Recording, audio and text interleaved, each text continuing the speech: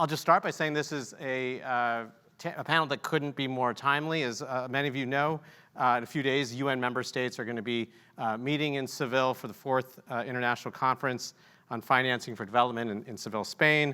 They're going to approve a new framework to address what the UN calls a $4 trillion annual gap in what's needed to finance sustainable international development. And as many as you know, the United States did not sign on to that framework, will not participate in the Seville conference. But what's clear is that while the development landscape is shifting, it remains to be seen how the roles of government entities, international organizations, and private enterprise will change as a result. So with that, I think we'll get started. I'd like to welcome the panel to come join me up here.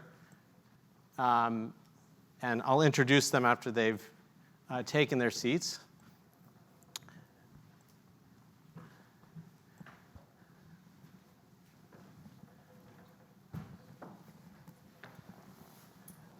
So I'll just start by introducing this great panel. Left to right, to my left, Cristina Shapiro is Chief Strategy Officer and President of the Impact Fund for Children and UNICEF Bridge Fund at UNICEF USA. She previously worked at Goldman Sachs and the Small Business Administration. She has over 20 years of leadership experience in both the public and private sector in innovative finance, impact investing, strategy implementation, and economic development. Enrique Millán is a senior fellow for economic development at the Adrian Arce Latin America Center here at the Atlantic Council. He leads the center's work on economic security in the Western Hemisphere, health economics, and multilateral economic development organizations with an emphasis on Latin America. And Aubrey Hruby is senior advisor at the Atlantic Council's Africa Center. She's the co-founder of Tofino Capital and transaction lead at the Palladium Group. She's also the author of the book, The Next Africa, An Emerging Continent Becomes a Global Powerhouse. I would just remind everyone this conversation is on the record, and we are also taking questions from those watching at home and those here in person. If you'd like to ask a question, you can do so at askac.org. You can ask a question by text, by audio, by video. If you are watching online, we encourage you to ask your question on video, and we can play it here in the room, and you can be part of the conversation with everyone participating here.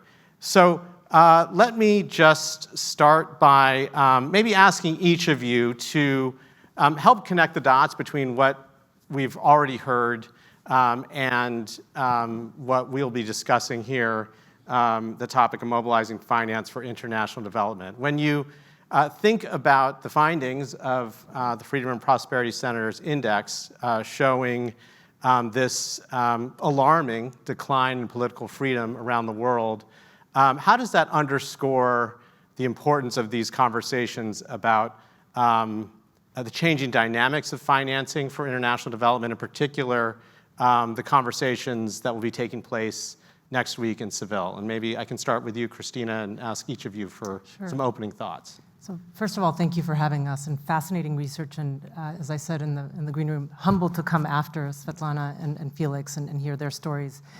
I think for us, it's clear when you see that decline in freedom and therefore corresponding decline in prosperity, I think it renders more difficult the mobilization of financing for development, right? I think it makes investors more skittish.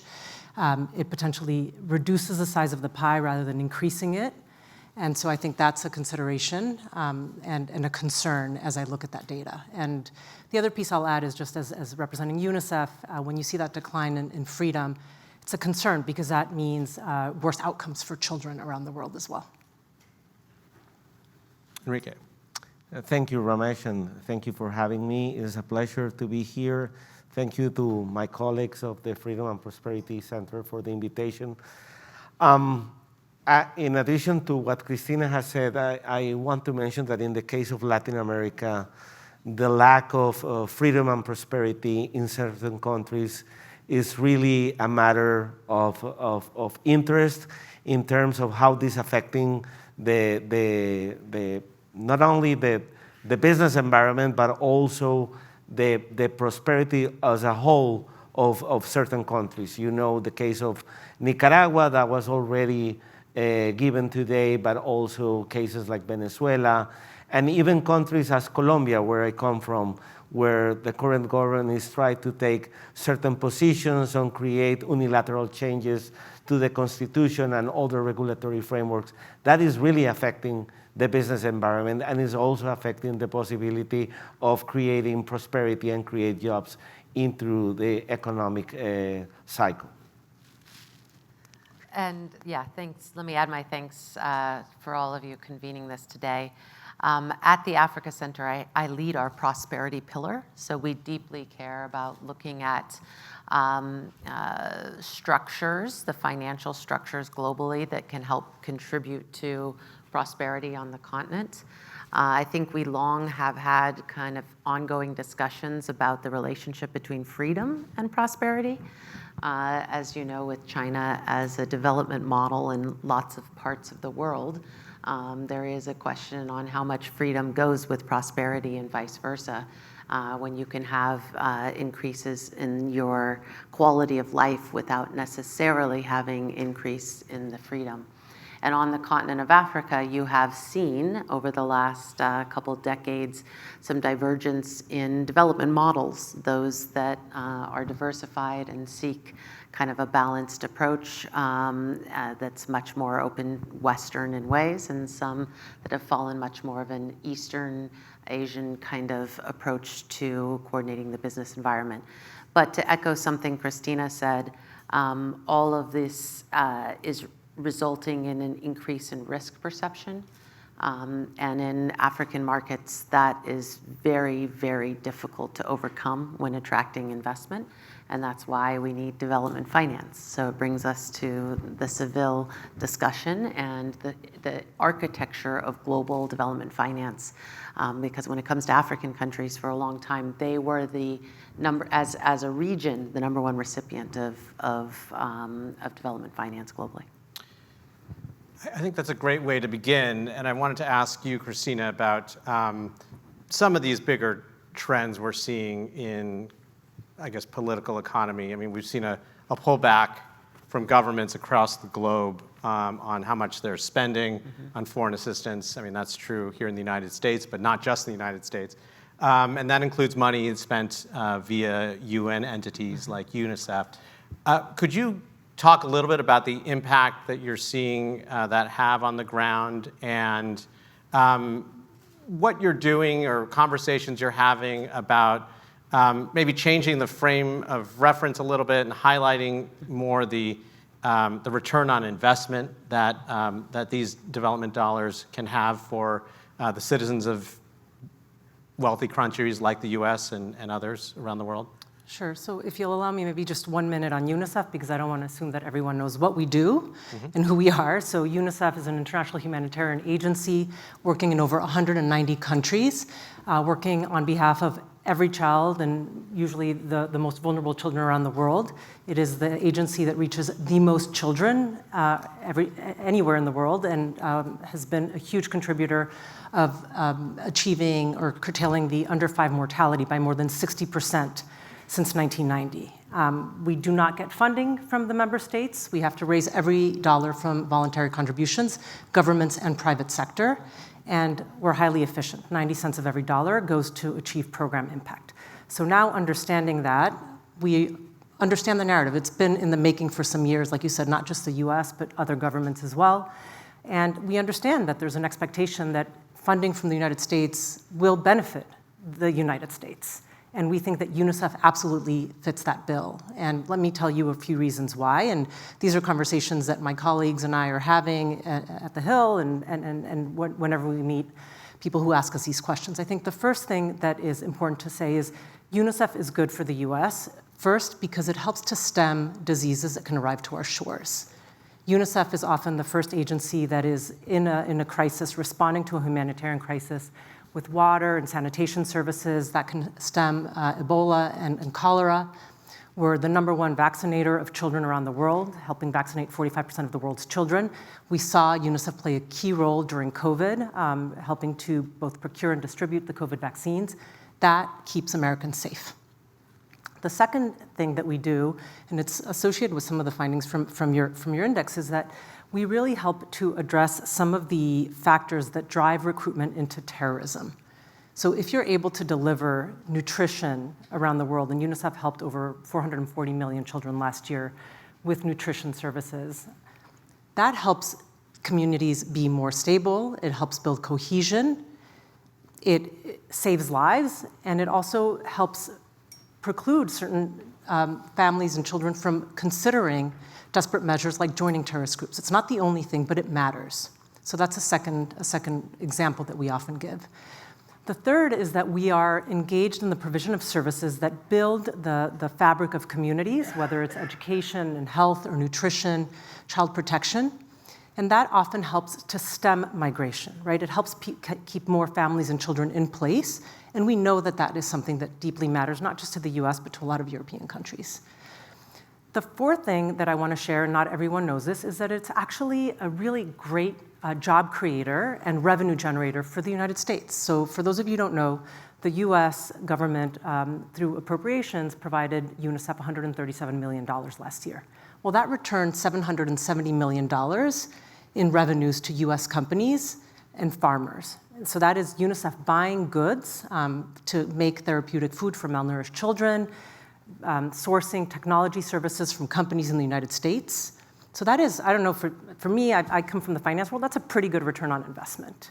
So it's a great strategy for US companies, and one of the things that we've heard those companies say is it actually helped us reach markets that we would not have reached but for UNICEF, and UNICEF is creating more stable markets for us to go into.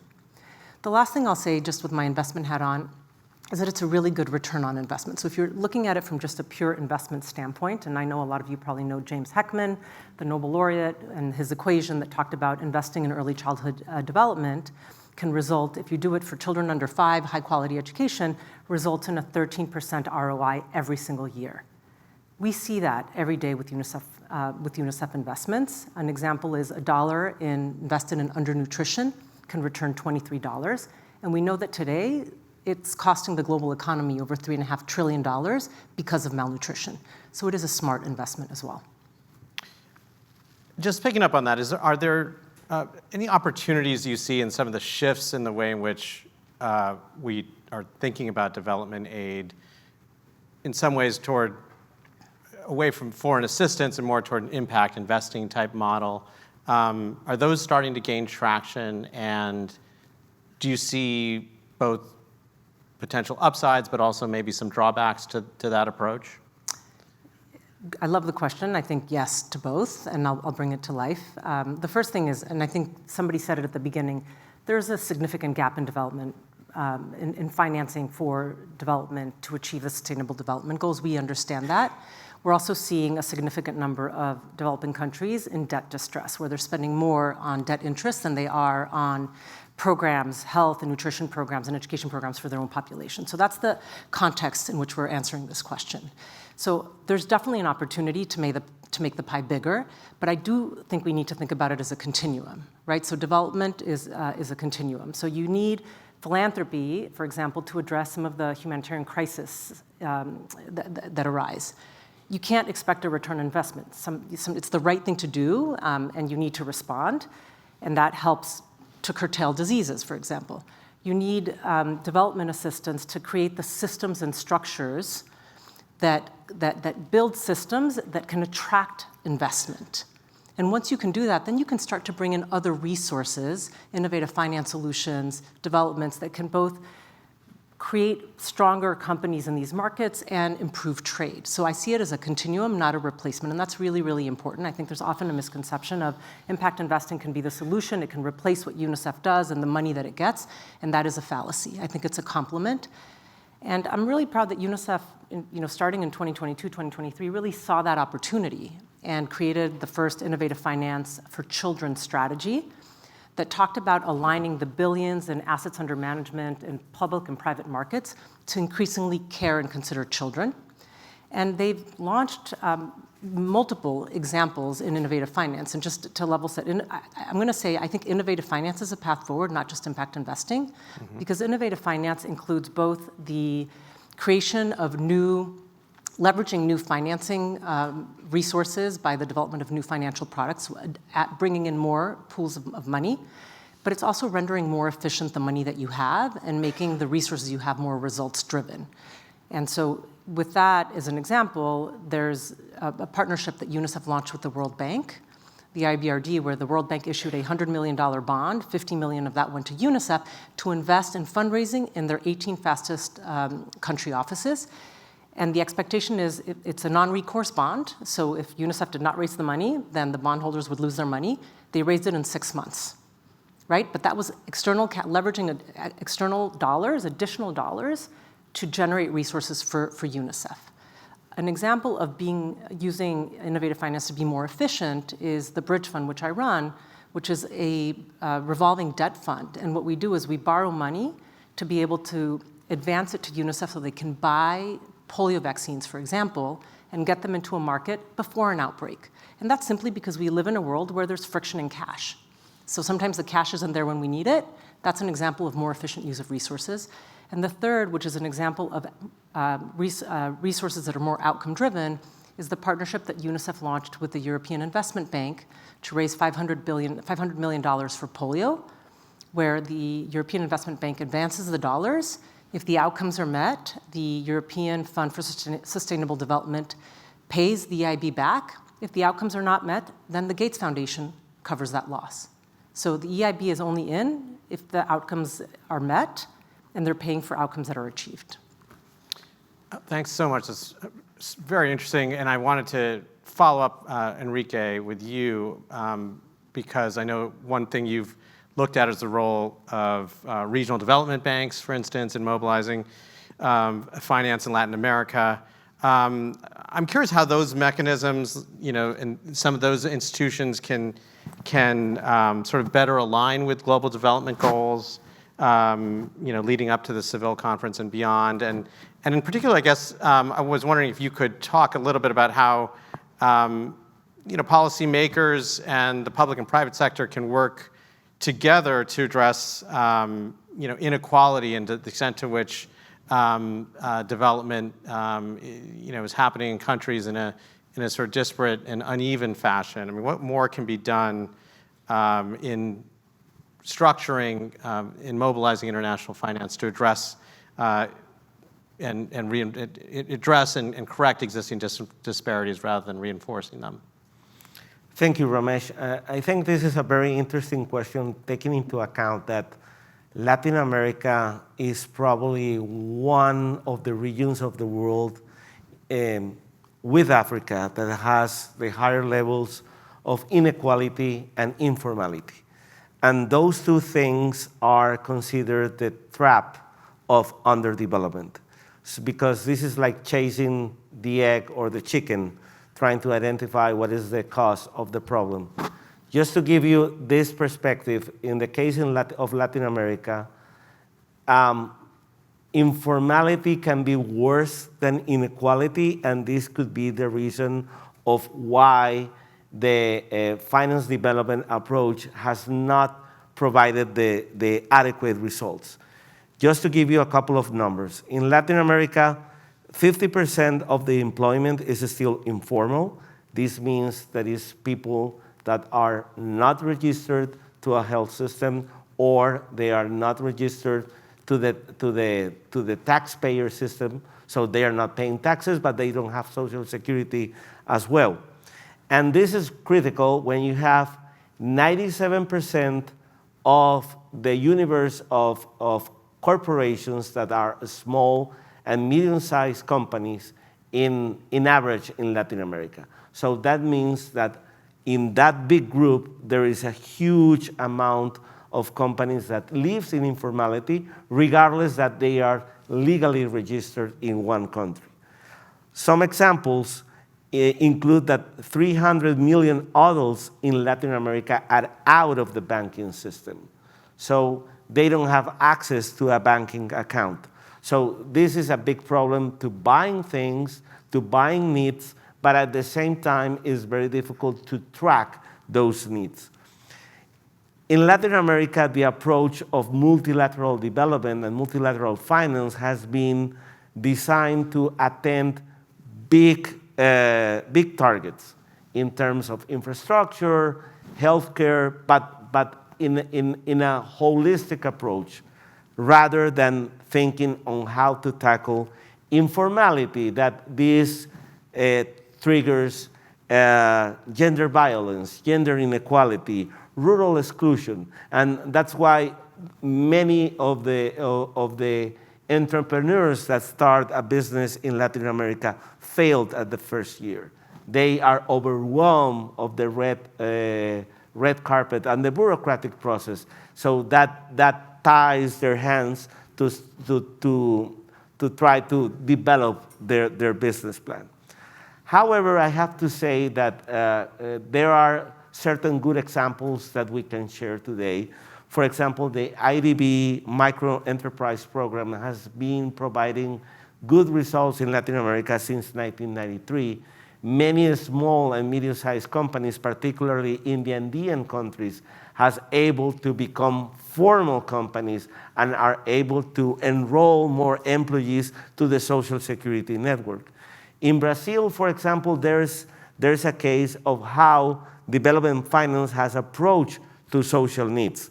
The case of Brazil's Bolsa Familia program that was supported by the World Bank has able to increase the rate of school attendance and increase the rate of vaccinations per child, and also to reduce the extreme poverty line in Brazil. I think that there are other development banks that are more regional. For example, CAF, that is the regional bank, the Regional Development Bank of Latin America, where the US is not a member, is more focused on trying to create opportunities for prosperity.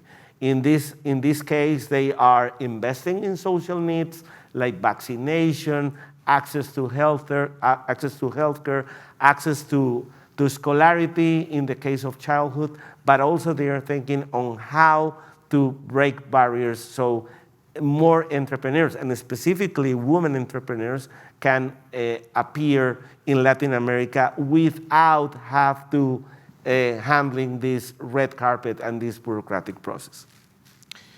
Thanks, Enrique. Aubrey, I wonder if you could sort of give us a perspective from Africa, and in particular, how these sort of changes and shifts in the development landscape are playing out in Africa, and if you see the door opening for more private investment on the continent, and what's the potential there, and how are governments, the public and private sector, responding to those changes? So, I mean, as Enrique said, many of the same structural dynamics impact African nations as well. Informality is a big one, as well as inequality. South Africa is the most unequal country in the world, for example.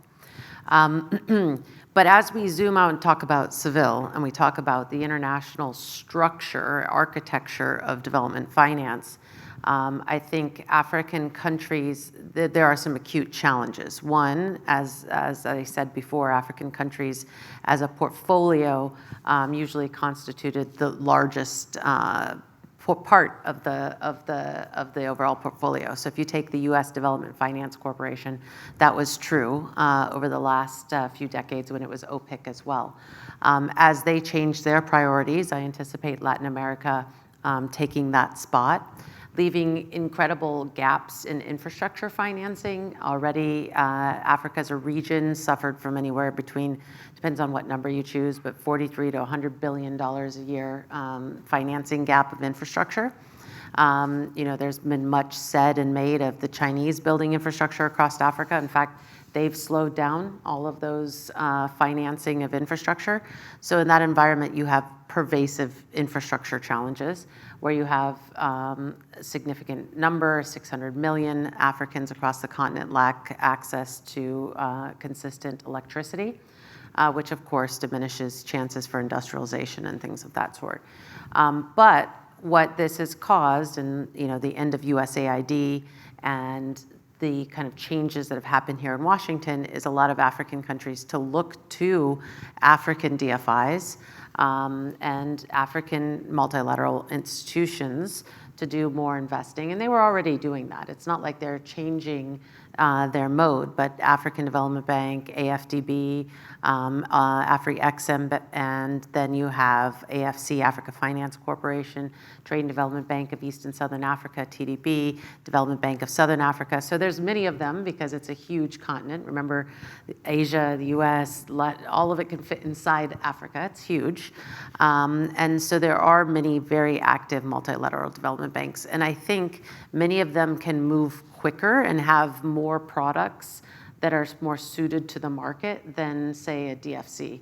And you see that in the Libido Corridor project, which is to build the rail out through Angola. And this coming week and this week right now is the US Africa Business Summit in Angola, looking at that Libido. And that was a partnership between DFC and African Finance Corporation. So it's an example.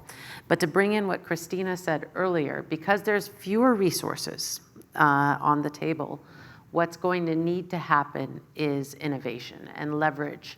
And we'll see that. I mean, USAID was already doing some of that in its programs over the past 10 plus years. Pay for Results, for example, it was already doing high leverage where every dollar mobilized $50 of private investment. So those same things, and I would urge, as the DFC gets an expansion when it's reauthorized in October, that we're going to need to see more things like first loss guarantees, which is similar to what you're talking about, debt for development program swaps, for example. There was a lot of debt for climate swaps, but now there can be debt for other kind of social programmatic or other national goal swaps. Those type of innovative structures, we're going to need more of them. We're going to need more people like, what Cristina's doing, what I've been doing, and Enrique's been doing, where looking at this intersection of how you actually use public dollars to de-risk investments in traditionally risky places to get private investors to invest for the long run. And that's what we're all endeavoring to do in some way, shape, or form. And we're just going to have to do it at an accelerated pace and at a larger scale.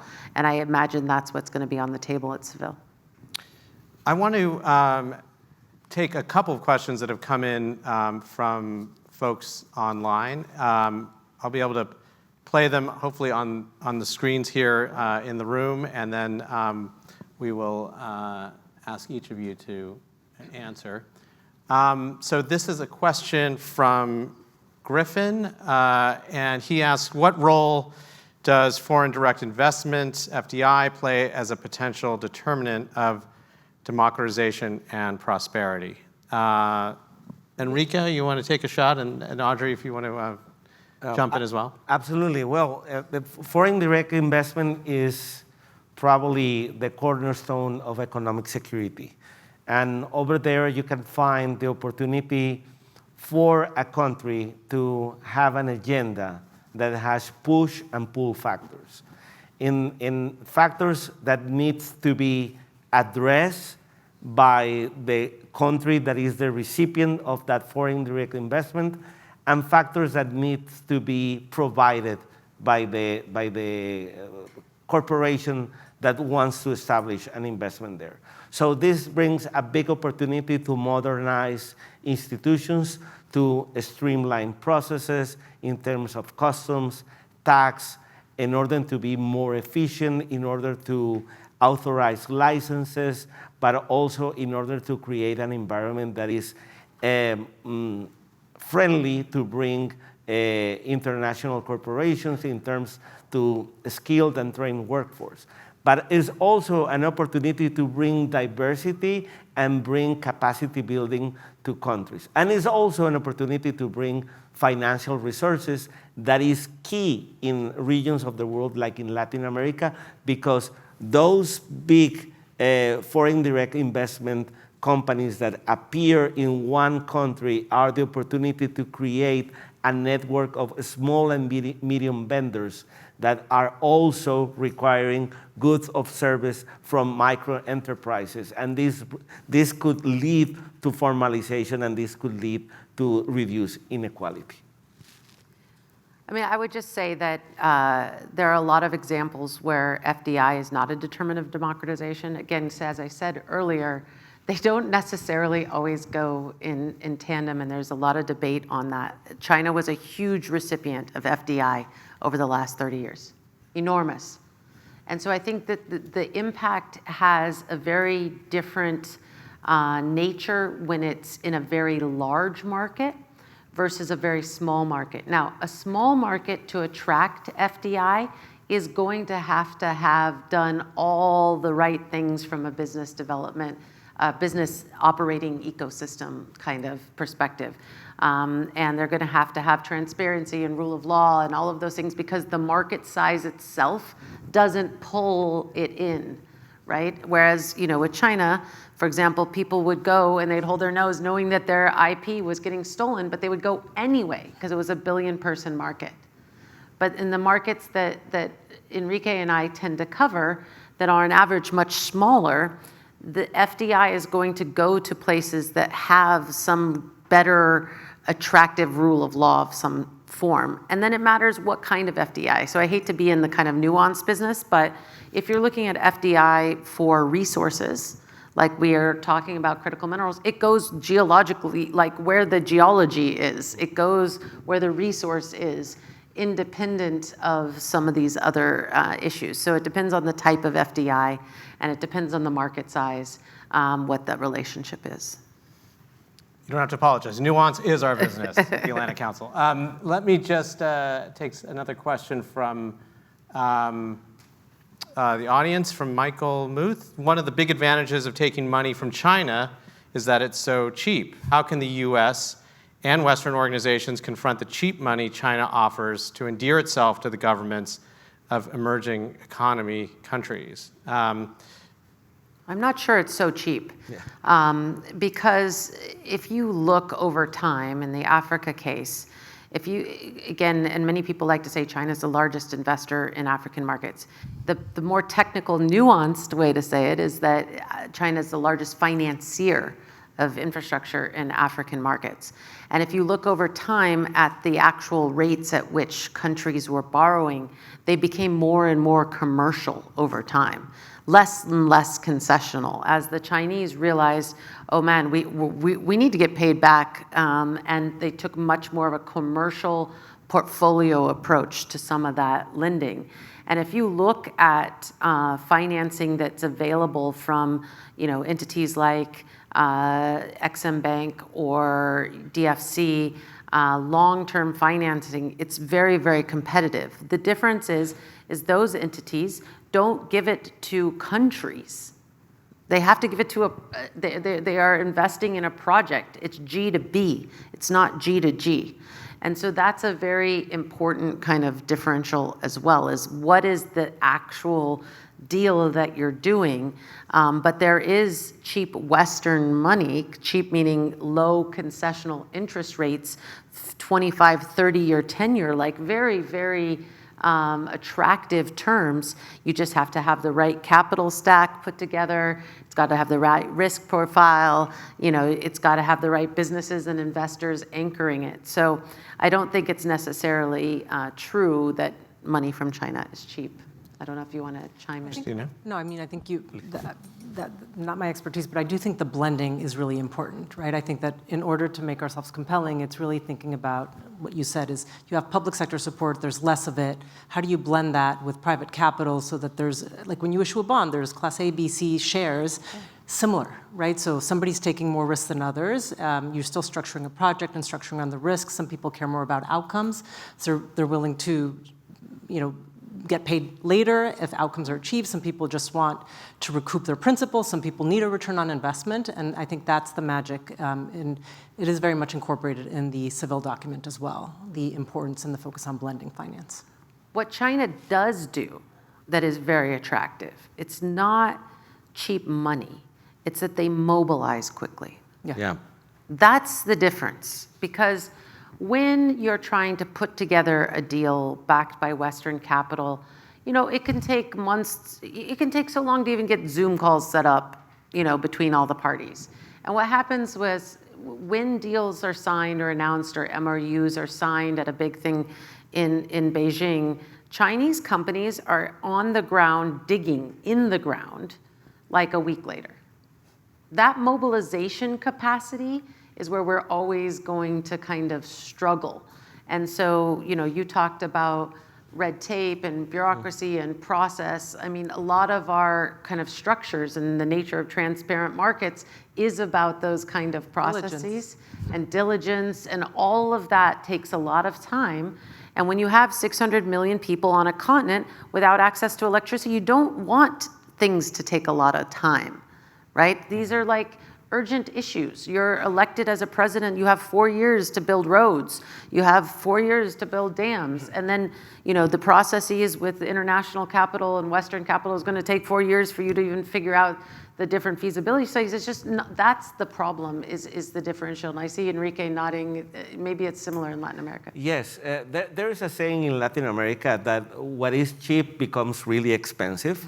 The experience of Chinese lending in Latin America has a very negative footprint at the end, because I agree with Aubrey, they are really fast in providing funds, but the aftermath of a project is not good.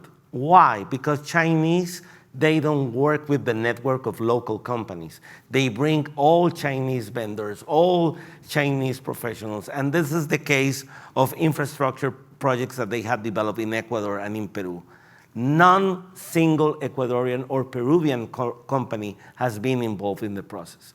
So that is a negative externality. And obviously, at the end, the country that is the recipient of this investment is not benefiting from the good part of the investment, because it is creating prosperity. There's no prosperity of all. I think prosperity is in their own buckets, because they are creating this geopolitical influence and things like that. I did want to see if there are any questions here from folks in the room. If so, raise your hand, and someone will bring a microphone to you. Yes, here in the... Maybe we can take a couple. Hi, my name is Anna. I'm managing editor at DevX, and I was wondering, in terms of the road to Seville, especially for Africa, a huge issue is debt distress, and they want more of a say. Emerging economies want more of a say in terms of resolving their debt issues beyond the G20 common framework. So I'm just curious, are you optimistic that you might see at Financing for Development some kind of traction in terms of the debt distress issue? Thank you. I just want to see if there's any other questions that we can take before we wrap up.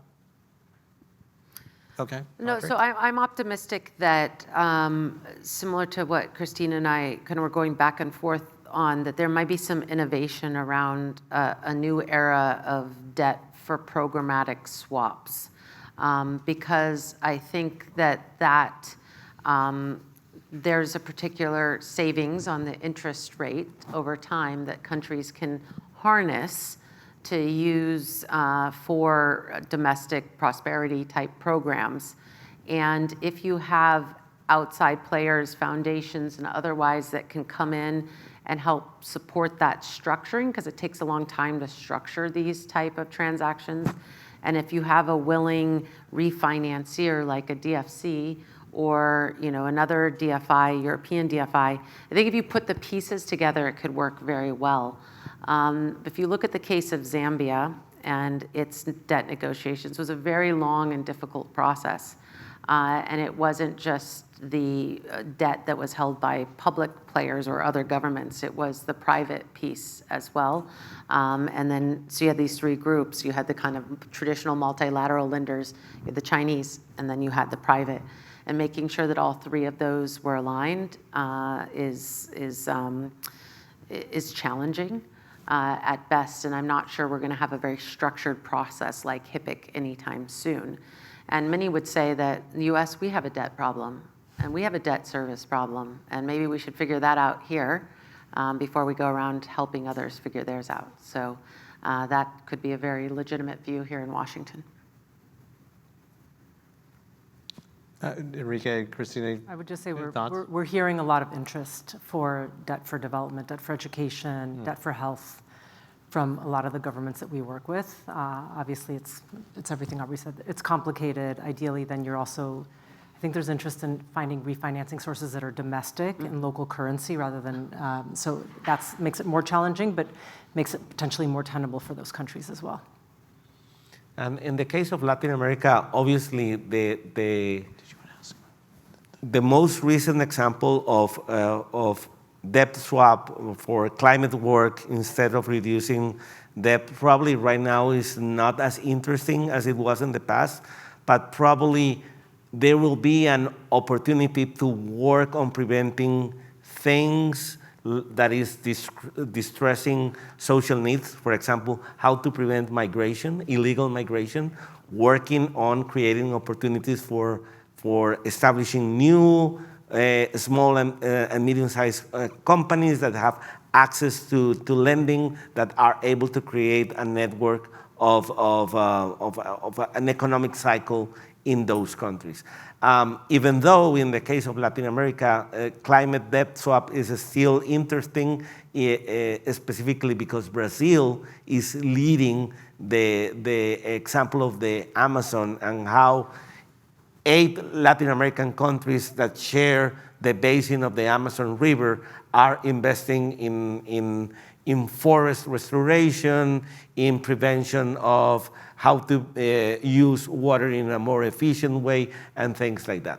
But probably the trend is to move on other things like illegal migration, for example. I want to get to one more question from online audience member, because it's a topic near and dear to Audrey's heart. How do we make sure investments are beneficial to the local economy, especially for an extractive industry like African critical minerals, which Audrey, you spent a lot of time thinking about? So we at the Africa Center a couple years ago have started a task force on critical minerals because we saw it as a vector for increased investment. It was a bipartisan consensus even before this Trump administration that there was need for investment in the space. It's a very sensitive space. Of course, the experience of colonialism across the continent and its association with extractive resources, particularly minerals, means that countries are very sensitive about how to think about investments coming in. Across the board, they all want to see some kind of value addition in country or on the ground. And they also recognize that these projects can drive infrastructure, because then it couldn't, if you build rail, other things go on the rail, not just the minerals. It's also, agricultural goods, and that's what we're seeing in the Libido corridor. So putting together the idea that you need the infrastructure, you need the actual de-risking of the asset to get investment in, to create jobs in the mining space, plus you need the processing, means that there's a bit of a corridor approach emerging, where we're looking at how corridors can fuel that more beneficial growth. But it's not an easy thing to navigate, and it's a sensitive one. But I think most countries would say they want more investment rather than less. And they want this sector to be part of an overall economy rather than just being under the ground and not making any money for anyone. So it's about how you structure it. It's about the government having the right business environment to make sure that the investments coming in are benefiting the people, the children, ensuring that health is considered, and all of this, the responsible and sustainable ways of mining. So it's something on the table being discussed. I'm not sure it's going to be discussed in Seville, but it's certainly being discussed as a vector for international investment into markets that desperately need it. Well, this has been a fascinating conversation. I thank everybody here for joining, everyone online for watching. I want to thank Aubrey, Enrique, Cristina for all of your insights and for sharing your time with us, and thank you to the Freedom and Prosperity Center. And with that, back to you, Joseph.